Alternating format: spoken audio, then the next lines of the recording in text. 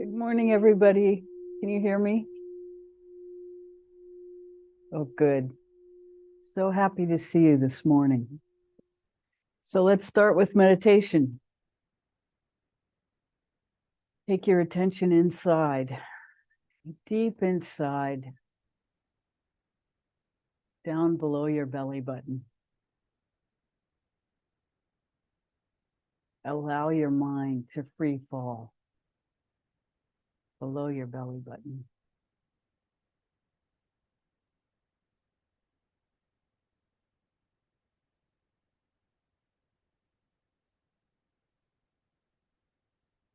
And take your attention into the space between the breaths as you breathe below your belly button.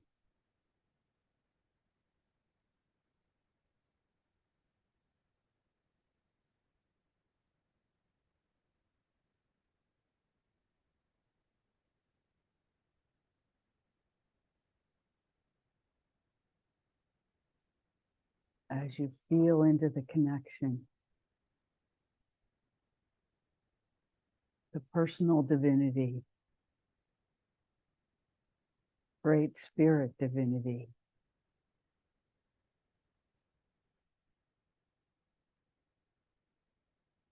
Mother Earth,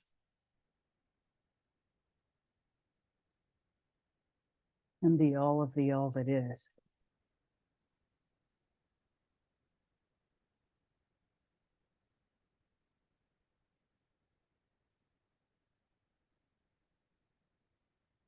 There is no separation in all of that.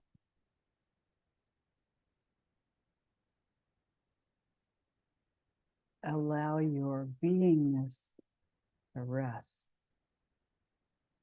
in that awareness.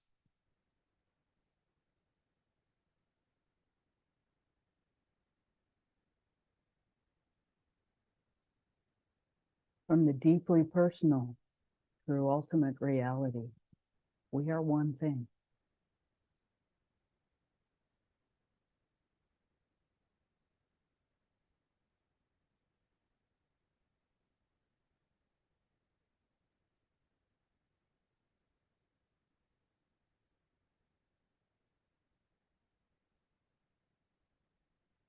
Language itself would have us believe that we're separate.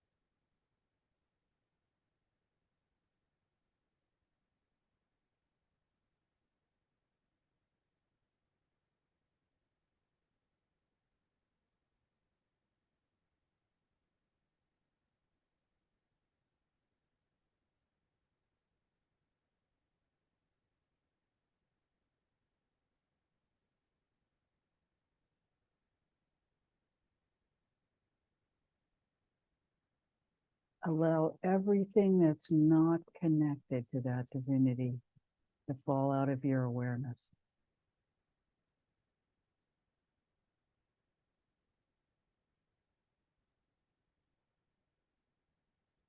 Visualize white light filling your body, every cell in your body, all the matrix around the cells.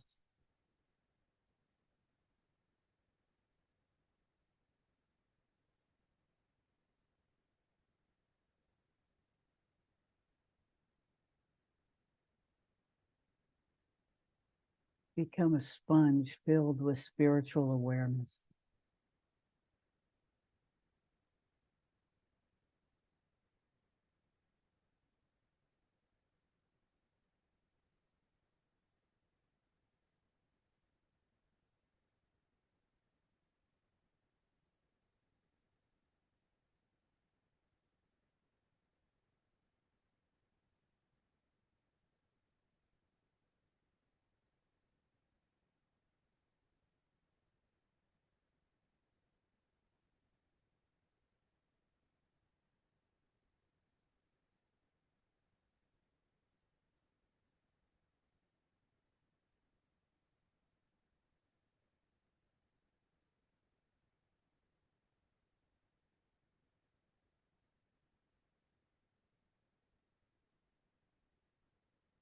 Access to what is essential is as close as our breath.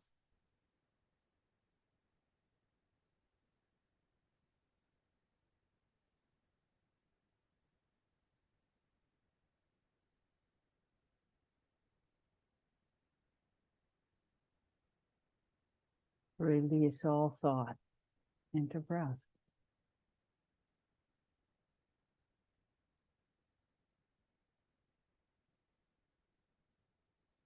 It's easier when you hold your attention below your belly button.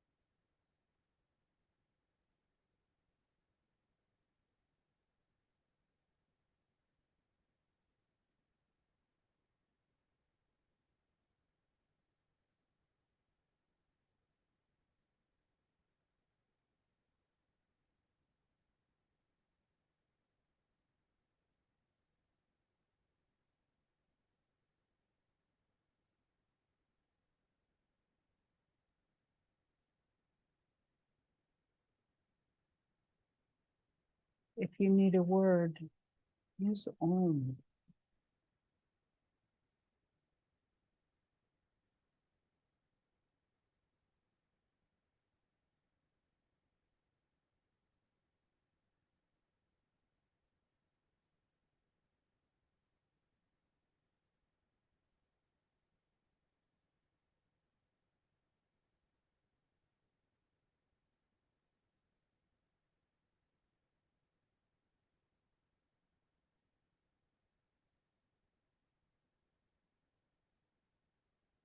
And now invite in divine peace, harmony, and ease.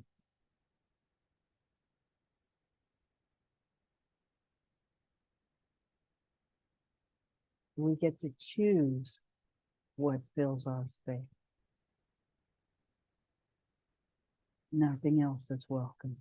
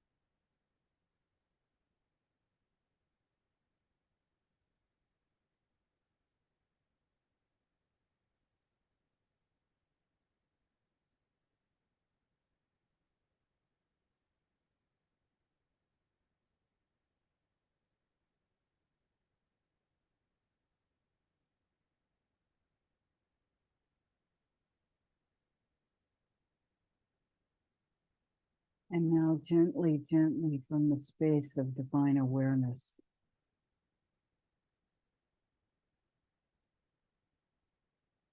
allow your eyes to gradually open.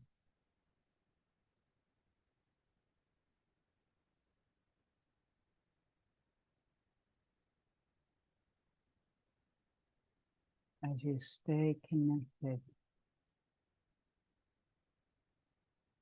to divine peace, harmony, and ease.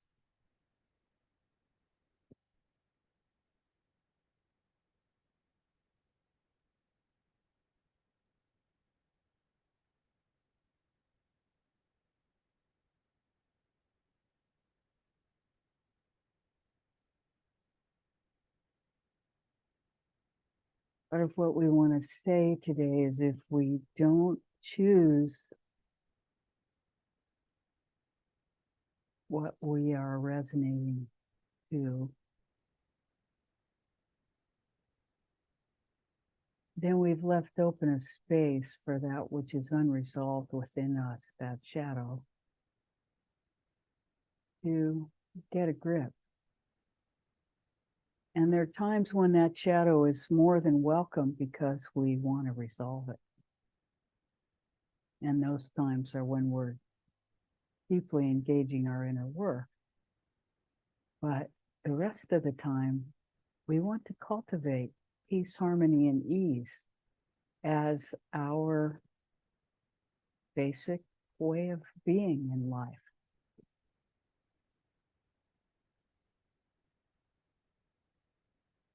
And we get to choose it.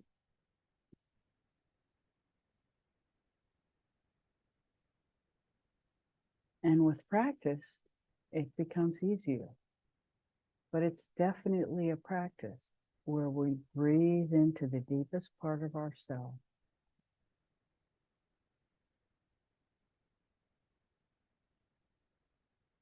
I choose peace, harmony, and ease.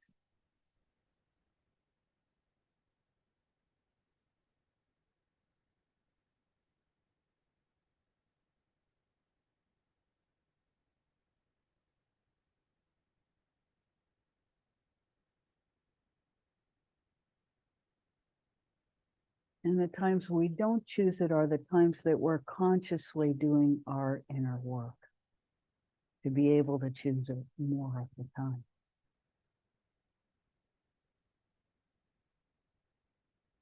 We recognize that there will likely always be parts of us that want to choose something else. And so we take time to regularly tend to those parts of us so that we understand them and are at peace. Oh yes, this is that part. And it's not quite done yet. And that's okay. All parts are welcome. But we get to choose the dominant forces that we entertain. And the more we consciously choose,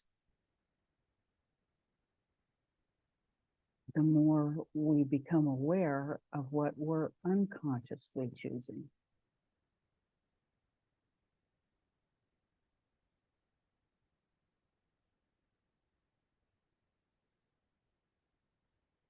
And this is how we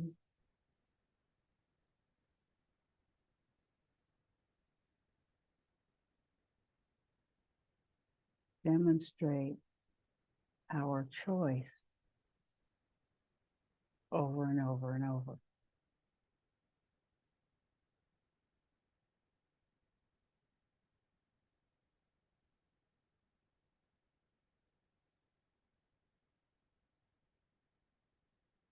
And the more we choose peace, harmony, and ease, the more it becomes accessible. It doesn't mean that the life outside of us will also choose that.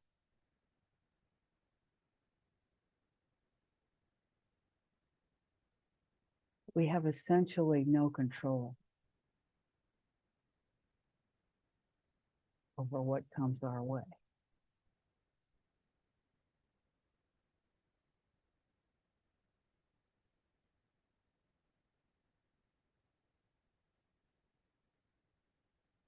But we do have control over how we respond to it in ourselves.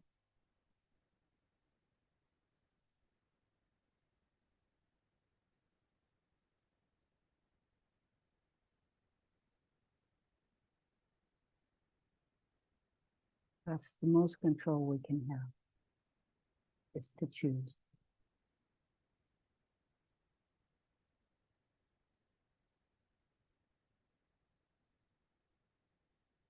So we welcome your questions.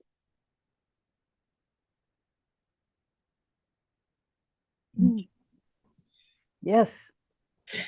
Not really a question. Once again, we are having trouble hearing you, and we're wondering if there's nothing we can do to amplify you on our end. But maybe there is on yours.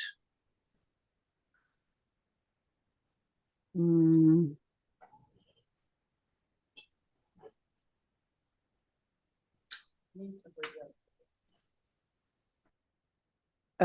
I'm being told to project into the mic. I don't know how to get the mic closer to me. Well, that was good. What you, Yeah, okay, whatever. maybe I'll just hold it here. No, that I seems mean, awkward. I don't know.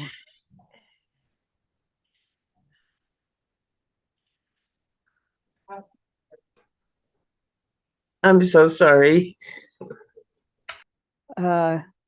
I think That's that better. I That's think I may be done for the day. that's way better.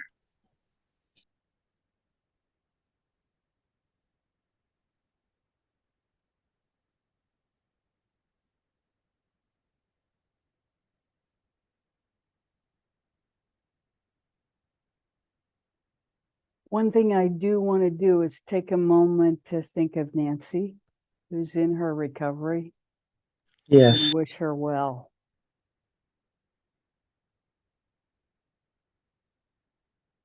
And maybe we'll just meditate for a while.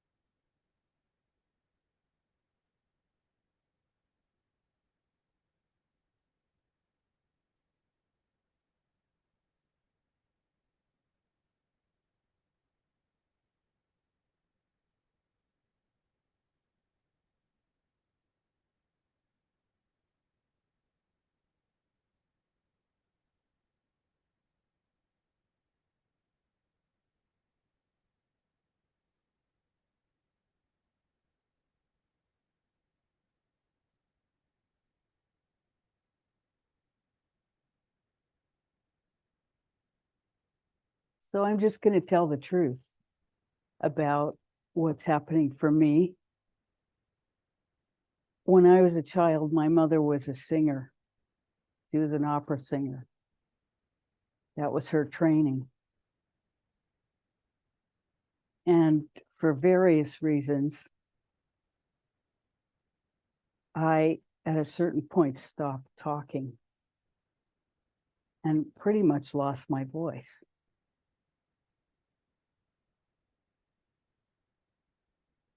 And so she would stand there and scream at me to speak from my diaphragm. And so this whole conversation is sort of, well, it's what's happening in my life right now. Whenever there is something reactive in my environment, it has something to do with some part of me, some part of my shadow, which has yet to be resolved. And my days and nights are full of this. And I'm sure it's because my desire to know God is so great.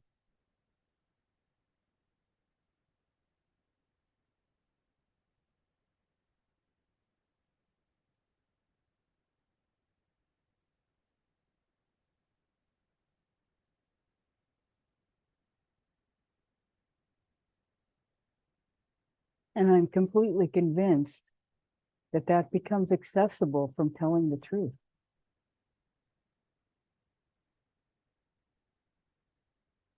Because otherwise it's completely confusing.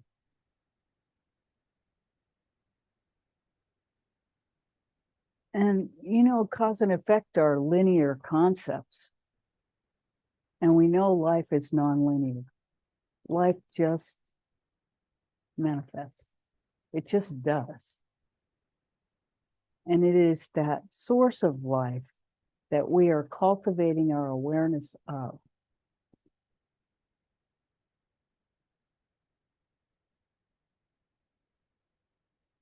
And we know intuitively that to be at peace, equanimity,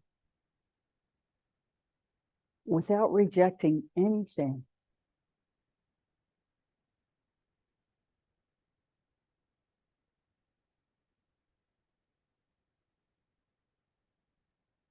in any moment, because anything that we reject ends up being self-rejection, because everything is self, with both capital and small s.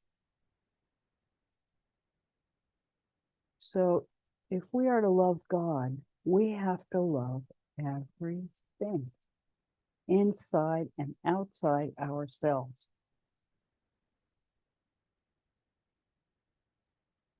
It's complicated and it's not.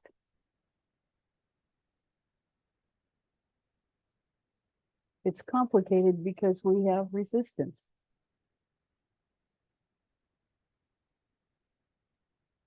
It's not because it's so simple that we can't hang on to it.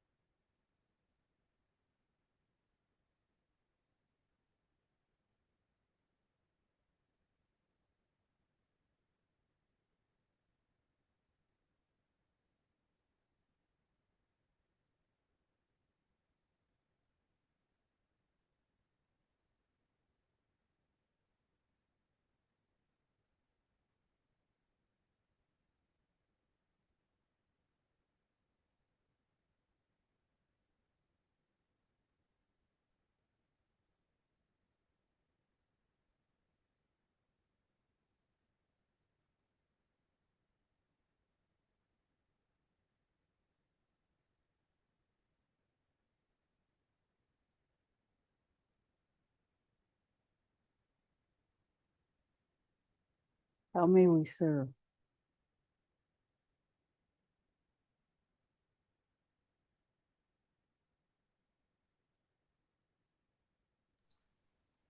Yes. I come up against the negative thoughts, or they come up against me a lot during the day, and I'm getting better at recognizing them right away and not going along with it. But it feels like rejecting them. Um, it's like stop and move along, um, or letting it go. But it still sort of feels like a rejection of a part of me. I mean, the negative judgments or the worries or the whatever, they're all part of me that I don't really want to spend time with. Um, anyway, is that rejecting them? Rejecting a part of myself or whatever? Well, here's the thing.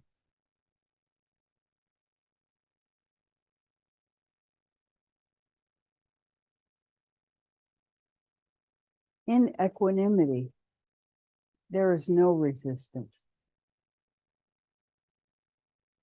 It's understood that everything that has ever existed, every thought, every desire, every rejection, every capacity for any kind of behavior is available to all of us. And it is that which we reject most fiercely, which needs to be examined.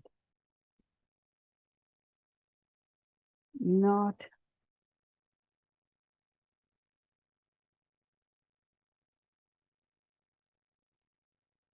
just the truth of it.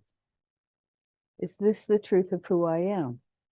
And you will know very quickly what is the truth of who you are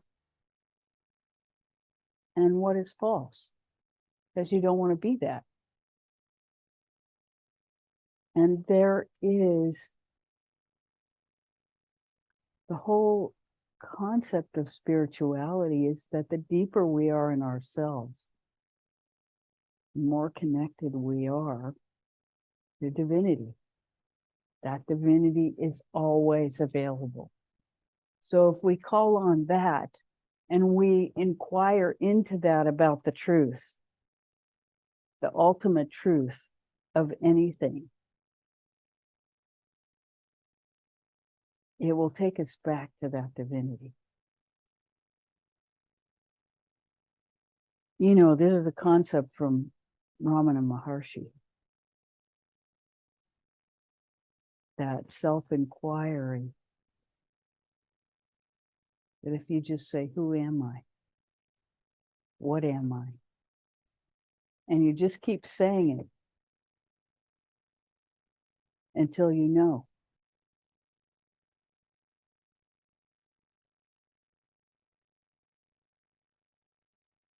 You will end up in divinity. You just keep asking.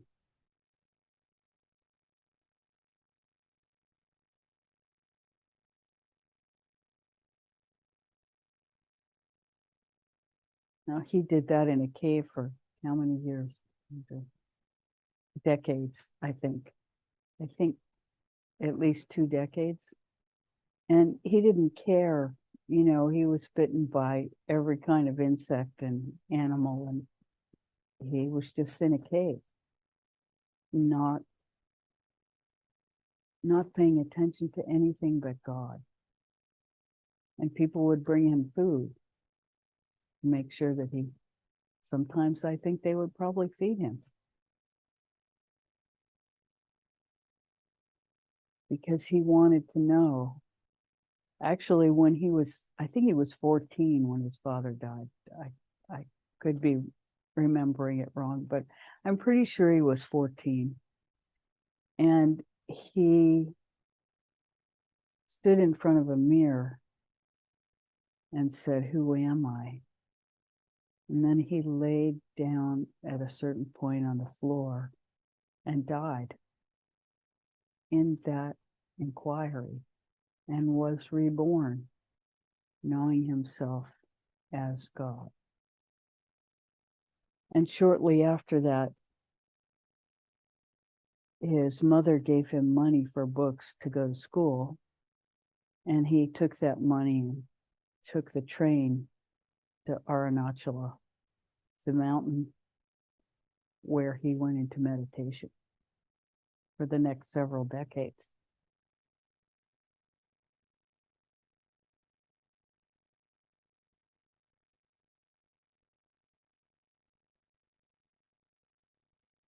And that's where self-inquiry was born, as a method to know God.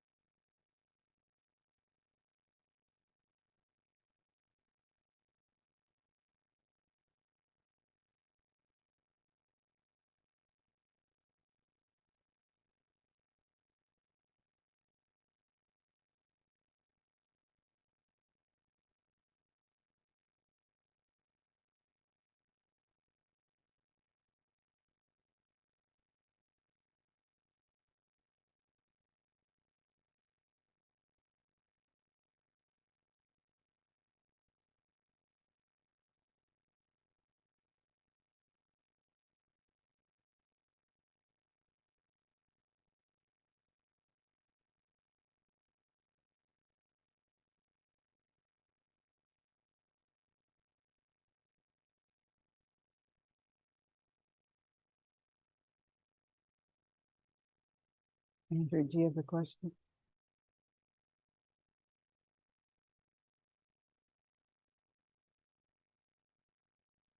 The self-inquiry,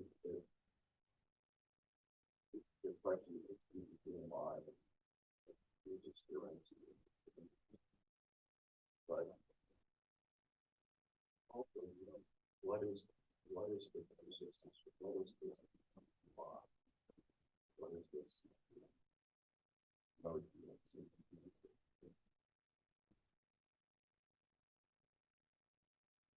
So what Andrew said is that the experience is who am I, that the practice is who am I. And the resistance is what is this block? No, what you're supposed to inquiry is to convert everything back to that point, including things that we don't understand. Oh, I guess Andrew is explaining that the technique is who am I, and referring everything back to who is suffering, what is suffering.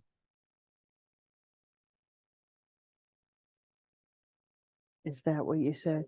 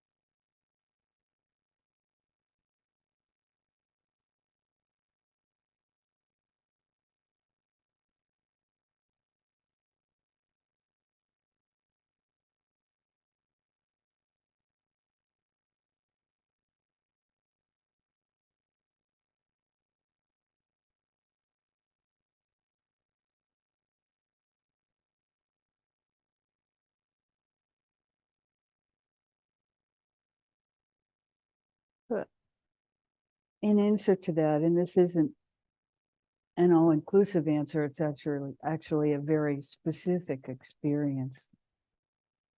And that is that there was a certain period of time where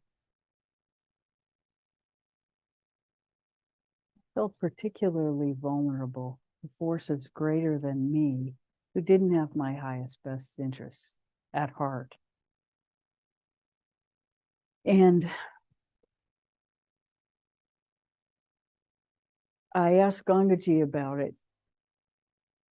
Gangaji is a teacher in the lineage of Ramana.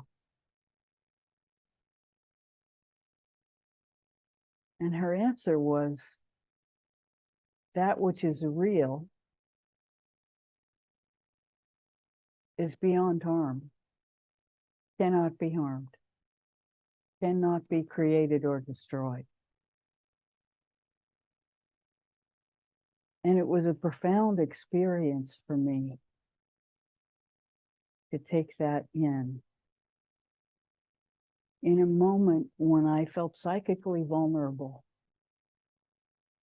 and under attack. And to hear that that which is real cannot be created or destroyed. And the ease that that brought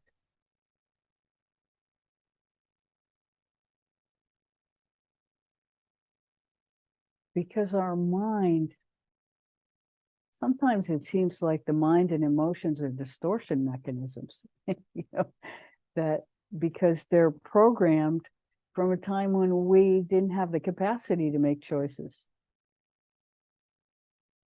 And so self-inquiry is a way to circumvent those walls we can't see. The ones that have been with us our whole lives, and so they look like, you know, the concepts that we were born being told from day one, energetically, physically, verbally. All of these things form a matrix of belief that we only become aware of when we run into it, and it creates obstructions to our understanding.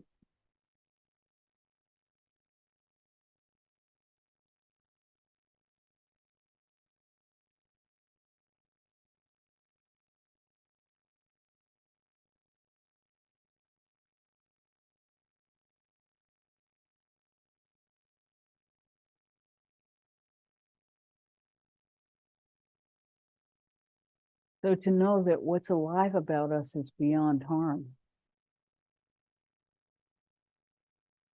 is really important.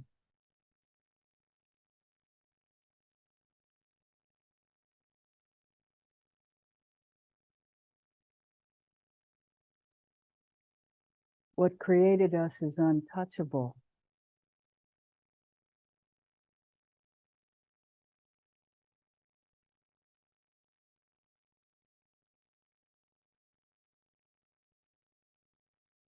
By any forces that would do us harm.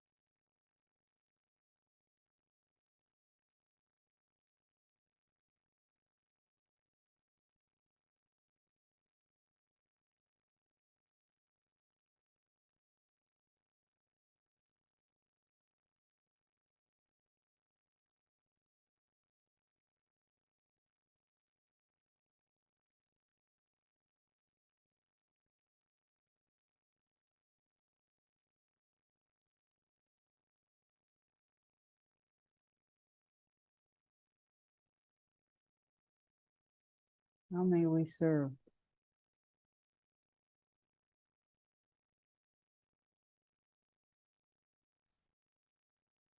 Parallels, it's, often we're talking about things outside of us. But for me, it's often the self-doubt is the biggest obstacle. And it's somehow having compassion for that, or realizing that being that's a manifestation of divinity somehow.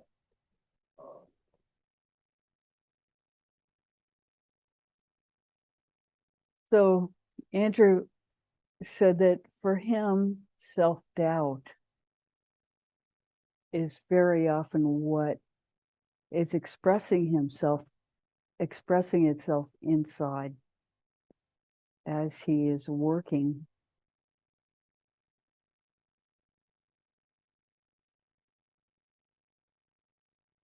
Quite successfully to be a very fine person.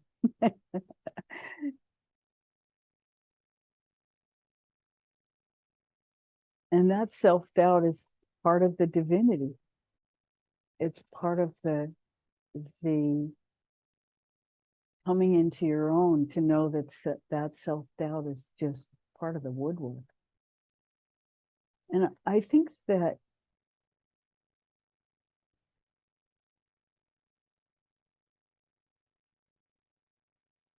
the capacity to say, oh, there you are again. Because we always have this idea that when we have accomplished something, that it's finished.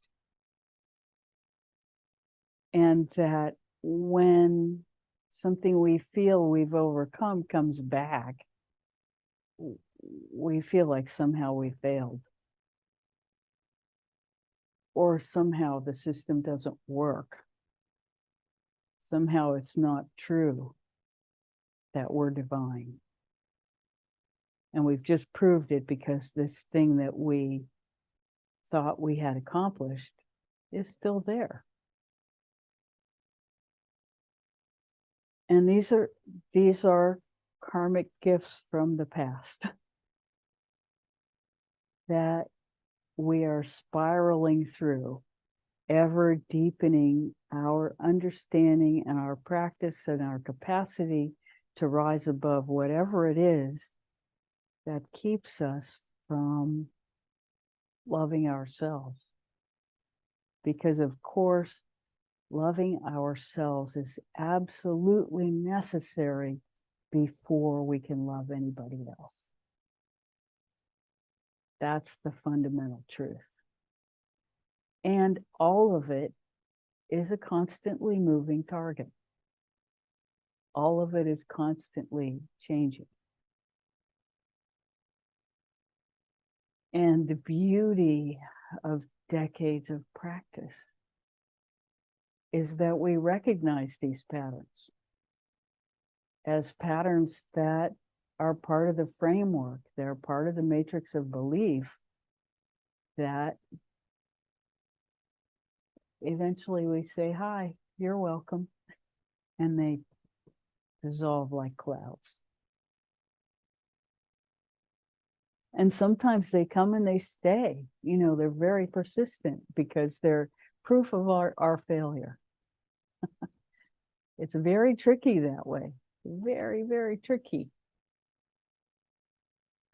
Because if we use them as the guides, the guardians of our progress, then they're also the guardians of our failure. And so the idea of thinking of ourselves as, a path of spiritual progress, it's all nonlinear. And so we can't reduce it to something linear. That's part of our matrix of belief of becoming. We meet every moment with the totality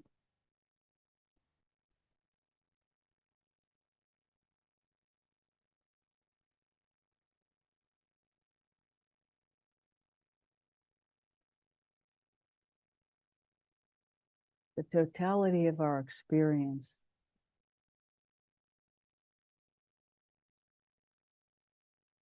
and every single one of us knows deep in our hearts that that divine connection is real.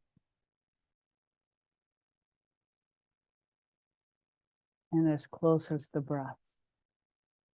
And the more we cultivate that experience,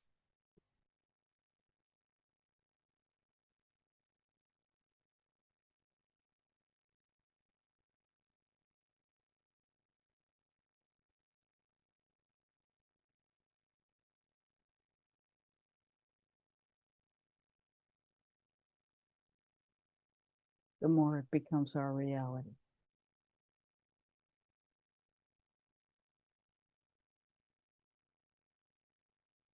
And this is sort of where we started today, that if you don't consciously choose your reality, your unconscious may choose it for you.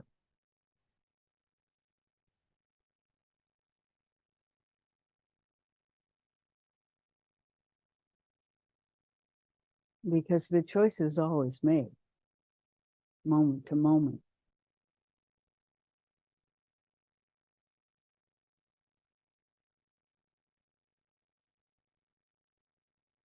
And on a psychic level, the truth of you are what you eat is really there.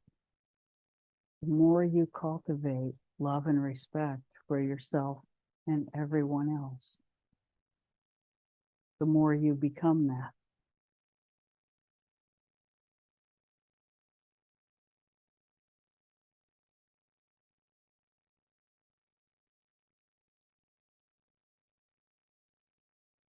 The more you choose balance, harmony, and ease, which is another way of saying the same thing, the more you become that.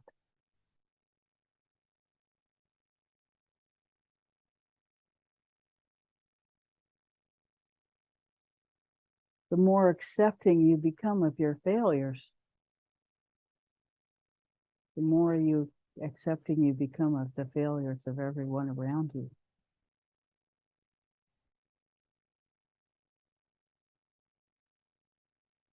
The more you realize life is a constantly changing kaleidoscope over which we have little control, the more you can be vigilant with your breath. You contact.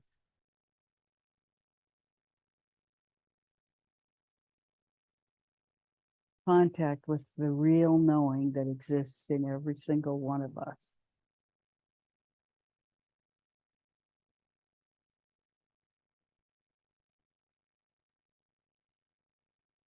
And it's there, even in the hottest moments. It's there.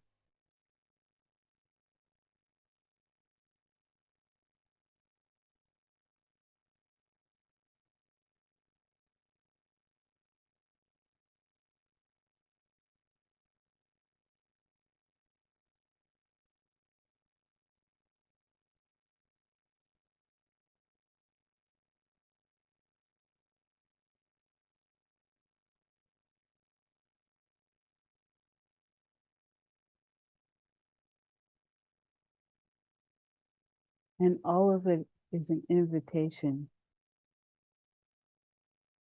to know the goddess more deeply.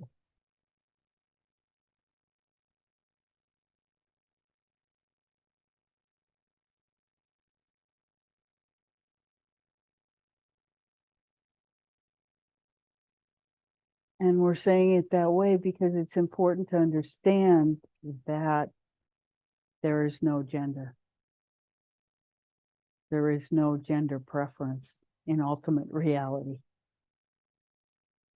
But it needs to be said because so many religions are patriarchal.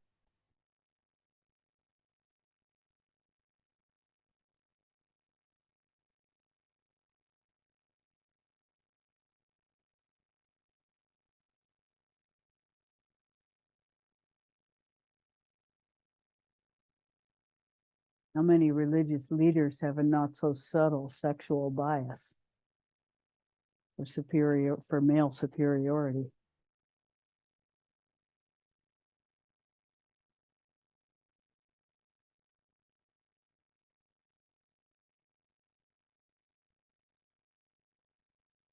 So it does need to be said.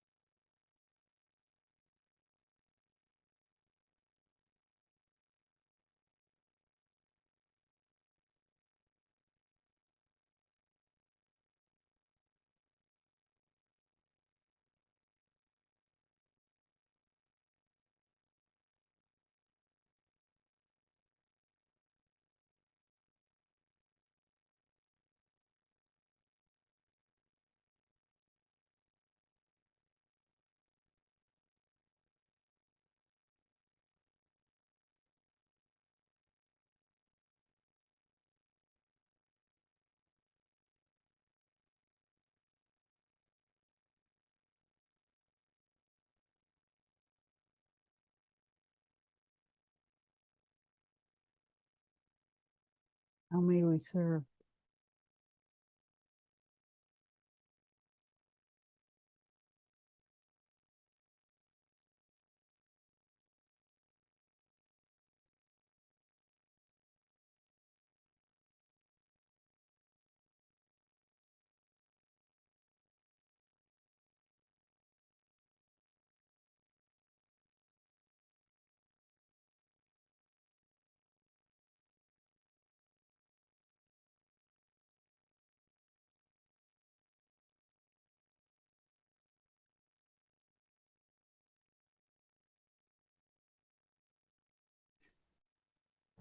Yes.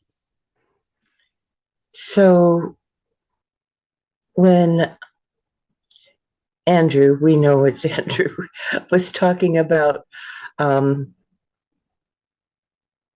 self doubt. Uh, one of the things that I'm aware of with myself is that there's at least two things majorly going on in my work. And one is no doubt that I am of the divine working things out, that my connection to the divine is always there, even when I'm not remembering. But that self doubt and what I call uncertainty has been an ally in my adult years, bringing into question anything I think is true that isn't the fundamental truth of being connected to the divine. Any other belief, thought, whatever, is called into question. And it boils down to I can't be certain of anything really that I think. It's not that they're not workable theories going on, but that the question always is how do I know this is true? Or is this true? Is this really true? If it's a thought or a train of thought. And it allows for some flexibility for more divine input. So I welcome the uncertainty or the self-doubt in a way. The doubt is about what I think I know about anything, about what other people are doing, what the world situation is. Everything can be brought into question. Anyway, I was wondering if self-doubt and uncertainty are the same thing, and if they could be positive. So the answer is yes, in some circumstances.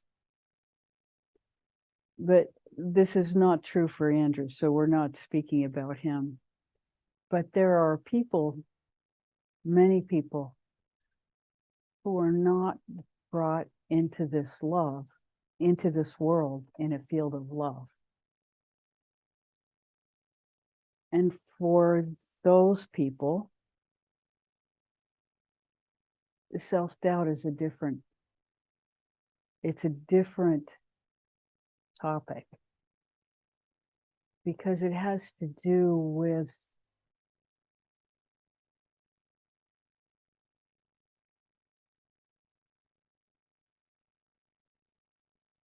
that fundamental awareness of divinity. Now, if it's a really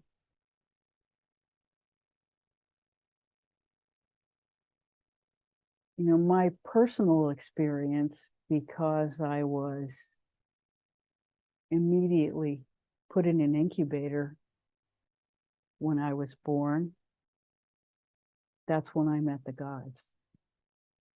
That's when they first came to me. In a sense, I never left.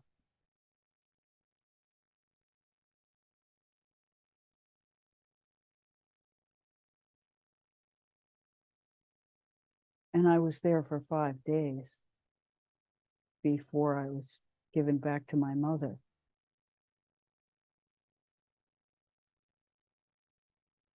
So that was a beautiful space of connection for me that I didn't realize for many, many years.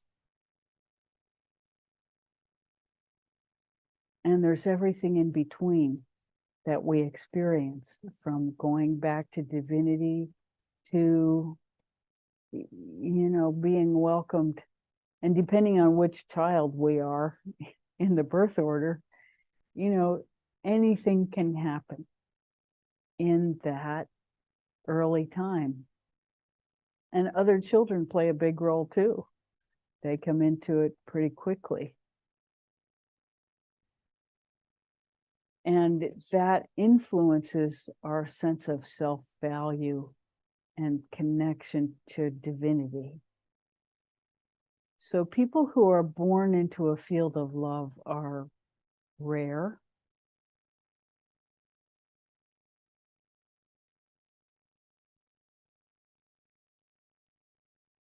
People who are born into a field of conflict are common, all the way to the point of being, you know, John Lennon was born as London was being bombed in the hospital, where, so, you know, afraid for your life. And we're saying him just because it doesn't mean that you can't be creative and make other people aware of love, even if you were born in the middle of a war and your hospital was being bombed as you were being birthed. So it doesn't say anything about our capacity to love or to be creative in expressing that love. All of us are bundles of potential, creative energy. And it's really important to appreciate, everybody on this call has appreciated the fact that we have been made aware of our connection. Because this is the real gift, the gift of awareness, of contact.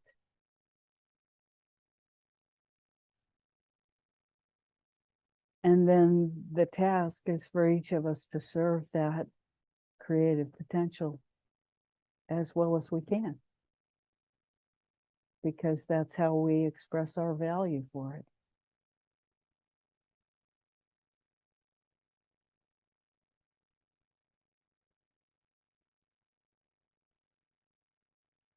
So yes,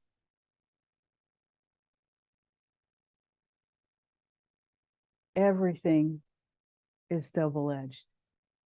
Everything can be a sword that shows us our failure, or a sword that shows us our path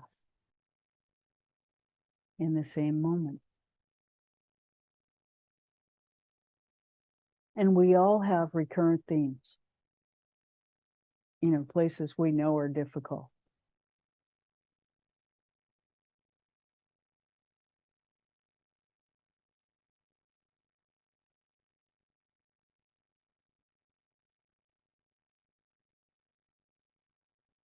I'm laughing because we just played a concert 2 nights ago, and I think I can say safely that it was like a watershed moment for both of us, because, well, first of all, it was the first duo performance we've given in a few years. And secondly, we played really well. We played our guts out for an hour and a half. And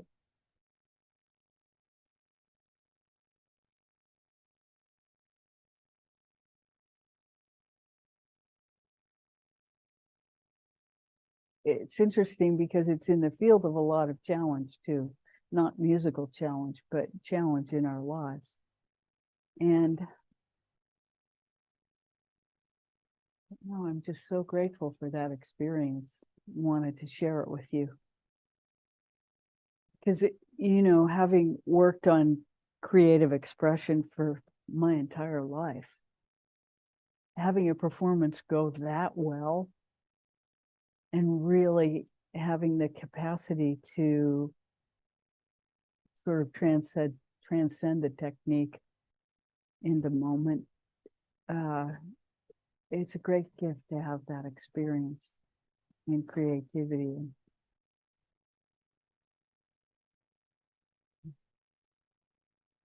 just wanted to share that. Mm.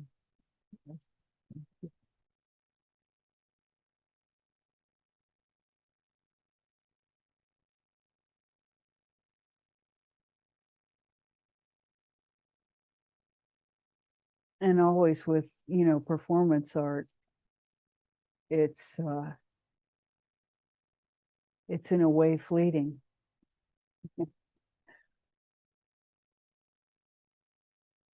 But the memory's there.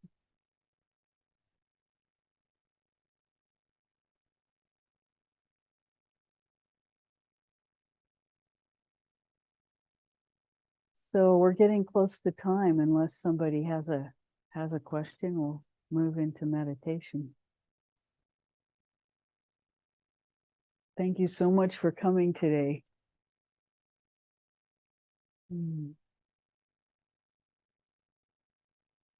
We're so happy to have the opportunity to be with you.